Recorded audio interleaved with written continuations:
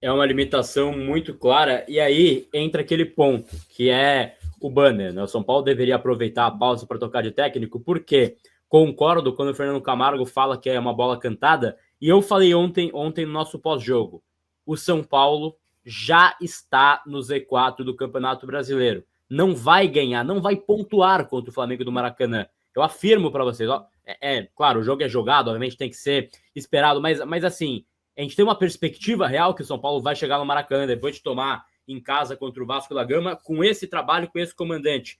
Pega o Flamengo no Maracanã e vai ganhar o jogo para se afastar dessa fase? Não vai, vamos ser bem sinceros, não vai. E se a análise da assim, direção for condicionada ao jogo no Maracanã, tá tudo errado, concorda? Então você deixa um mês de trabalho na mão do mesmo comandante que você já não confia e fala: essa sequência aqui, Flamengo no Maracanã, Bragantino em Bragança Paulista, Corinthians em casa, capaz que vença do Corinthians. Esses 3 jogos aqui, você precisa virar a chave, você precisa assim, mostrar que a gente pode confiar em você. Não vai acontecer, porque são jogos complicados. Então, assim, é algo, Renan, que me preocupa também para essa sequência. E aí não adianta agora também quem ficou aplaudindo lá atrás, falando, não, que demissão, tá louco, vai ser um ano difícil. Apertem os cintos, vem coisa difícil por aí. E feio o São Paulo perder oportunidades no plural de mercado, vim falar, acho que acabou o ciclo, mas não tem mais opção. Peraí, então quando tinha opção, não, vamos com calma, vamos ver como é que vai ser e tal. Então, a espera de um milagre vai durar mais um mês? Vai ser mais um mês que você vai esperar que vai ter uma evolução. Tem 1 ano e 2 meses já de trabalho do Zubeldia. O que vai fazer o torcedor e a, enfim, direção como um todo crer que em 1 mês, né, então tem 1 ano e 2 meses. Aí, 1 mês de trabalho, de repente, ele vai conseguir impor um puta trabalho no dia a dia, vai conseguir fazer o São Paulo jogar um baita futebol. Eu acho que isso é você perder tempo, Fernando Camargo. Você adia algo que já está para acontecer, já estava para acontecer no Paulistão. A gente falava por aqui, pós-brasileiro já estava para acontecer. E eu falo numa boa isso, não é assim nenhum demérito, porque esse é o grupo que foi sorteado, o São Paulo muito bem foi lá e passou. Libertar, né, o grupo da Copa Libertadores, Libertar, Alianza Lima e Tajeres estariam, caso fossem equipes brasileiras, brigando com o São Paulo para não cair. Então seriam 3 equipes que hoje estariam flertando com Z4 do Campeonato Brasileiro. Esse é o parâmetro do grande trabalho, você ter classificado em primeiro na Copa Libertadores. Então, assim, é algo, Fernando Camargo, que a gente tem que colocar o pé no chão e a gente tem que falar, cara, de fato, essa situação do São Paulo, a gente tem que dar o próximo passo. E se forem bancar o Zubeldia agora, que banque até o final do ano, porque não adianta bancar o cara agora, aí pega o Flamengo no Maracanã, ocorre o óbvio, que é a gente perder, de fato a gente avaliou mal, vamos trocar. Não, peraí. Então, ou troca agora, ou vai pro cara, abraça o cara, vai até o final e, enfim, seja o que Deus quiser. E eu acho muito perigoso, cara, essa circunstância, né, de você abraçar até o final algo que você não tem convicção, porque não pode colocar o orgulho acima do São Paulo. E aí isso vai para a diretoria, presidência, assim, não pode colocar esse ego de não vou assumir o erro acima do clube. Então, eu tenho muito medo desse pós-pausa, porque esse pós-pausa são jogos que a tendência natural é o São Paulo perder, Fernandão. Essa vai ser a análise condicionada. Então, a gente perdendo esses jogos, eles vão falar, de fato ele não conseguiu fazer um milagre aqui, tchau. Acho que tem que ser uma decisão que tem que ser tomada hoje, né, Fernando? Tem que ser tomado o mais rápido possível. E só voltar rapidinho antes de ir nessa questão do calendário, se ele fica ou não fica para a questão dos outros jogos. O Renan falou da questão do elenco. O que eu pego, Renan, é que a gente está trabalhando junto, ou a gente está sempre vendo, né, com as famílias lá no camarote, quando eu não estou em transmissão, e a gente sempre observa a mesma coisa. Quando o São Paulo tem um elenco completo, quando está o Oscar, quando está o Lucas, quando está o Jonathan, quando está o Marcos Antônio, o São Paulo não fez 3 bons jogos no ano. No ano. Nós já estamos quase no mês 7, nós já estamos com mais de 35 partidas na temporada, contando as 4 competições que o São Paulo jogou. E o São Paulo não fez 3 partidas que você coloque acima da nota 7. Né? Fez um bom meio tempo contra o Corinthians, fez um bom jogo, talvez, no Campeonato Brasileiro, e olha lá. E olha, você não consegue citar. Né? E aí, o melhor jogo que o São Paulo fez no ano foi contra o São Bernardo, quando jogou com 3 zagueiros. Isso. O melhor jogo com 3 zagueiros lá em São Bernardo. Lá em São Bernardo. Né? Que o André quase fez um gol no final ainda, toma um gol e depois faz. Então, assim, pela questão do calendário, eu concordo plenamente. É muito preocupante pela tabela que o São Paulo tem. E não é só questão da tabela do Campeonato Brasileiro. Mês de julho já entra na pancada das decisões de mata-mata. Já vai decidir uma Copa Libertadores da América aqui contra o Atlético Nacional e lá no Paraná contra o Atlético. Ah, mas o Atlético está na segunda divisão, tá mal, não interessa. Hoje o São Paulo não joga melhor que ninguém, talvez, na Série B. Ninguém. Ele não joga melhor nem que o Amazonas. Até o Amazonas seria um problema contra o São Paulo. Assim. Então, é preocupante porque vai entrar, assim que acaba o Campeonato Mundial, o primeiro jogo é com o Flamengo no dia 13, e até o começo de agosto já tem uma pancada atrás da outra, no mata-mata. E se não fizer alguma coisa rápida, né, ficar empurrando com a barriga, o Zubeldia, que eu acho que, agora, sinceramente, eu acho que não vai acontecer, apesar da gente temer, eu acho que não acontece, porque quando a organizada entra na parada, aí a pressão vai em cima de quem, né, mais sente no São Paulo. O grande problema é esse, o time não rende nas mãos do treinador, com elenco, sem elenco, com peças ou sem as peças. Ele não consegue fazer o time jogar.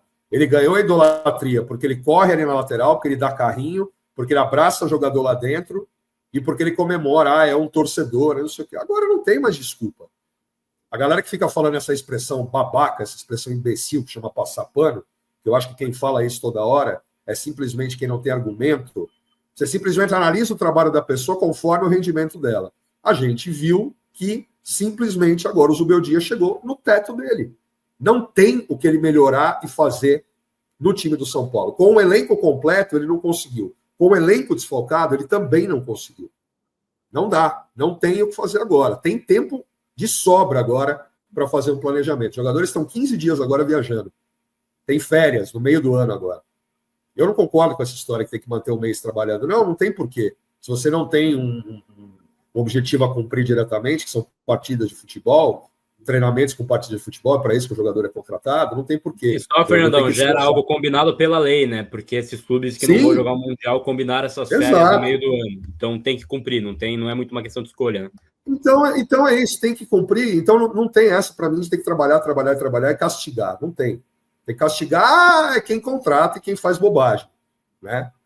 Então, essa é a minha opinião. Eu acho que é muito preocupante pela volta da data do Mundial de Clubes. E lembrando que vai ter data FIFA de novo, em setembro, em meio às competições. São Paulo vai perder mais jogadores e vai ter o famoso tempo para treinar. Para mim, isso não muda nada, esse tempo a mais para treinar.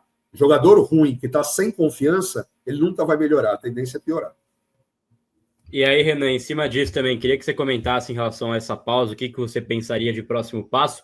E ontem, eu acho que foi o Giovanni Chacon que falou isso ontem aqui, enfim, não lembro quem falou aqui, em relação a esse trabalho, né? Porque eu lembro muito do ano de 23, em que o cenário era mais ou menos esse, né? A torcida esgotada com o Ceni, que já vinha esse esgotamento também de 22, pelos jogos e tudo mais, estava já esgotada com o Ceni, a diretoria ainda bancava, o desempenho não era bom, e aí teve a decisão de sair o Rogério para chegar do Dorival Júnior. Eu, particularmente, em trabalho realizado, não acho o Dorival Júnior mais técnico do que o Rogério Ceni, mas é um fato que ele no São Paulo era algo necessário naquele momento, porque ele chega para causar impacto. Quando você muda um pouco o ambiente, a gente viu propriamente na última temporada, quando o Carpini estava muito mal, só já assumiu o Milton Cruz um jogo, a gente já fez 3-0 em Goiânia, já fez um jogo bom, então acho que esse choque de ambiente às vezes melhora, porque depois, enquanto os jogadores, talvez, não sei, algo impacta que a gente vê uma tendência de São Paulo jogar melhor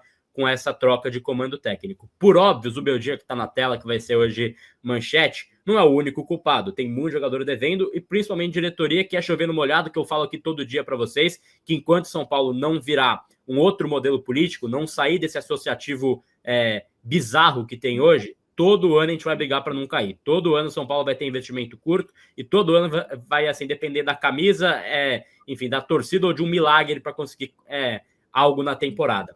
Mas é um fato que hoje o Zubeldia está num teto. Ele não consegue apresentar nada além disso, né? Então, essa semana, ele teve 10 dias praticamente de trabalho, é verdade, bem desfalcado, mas teve um período para, enfim, treinar, trabalhar, e volta pior.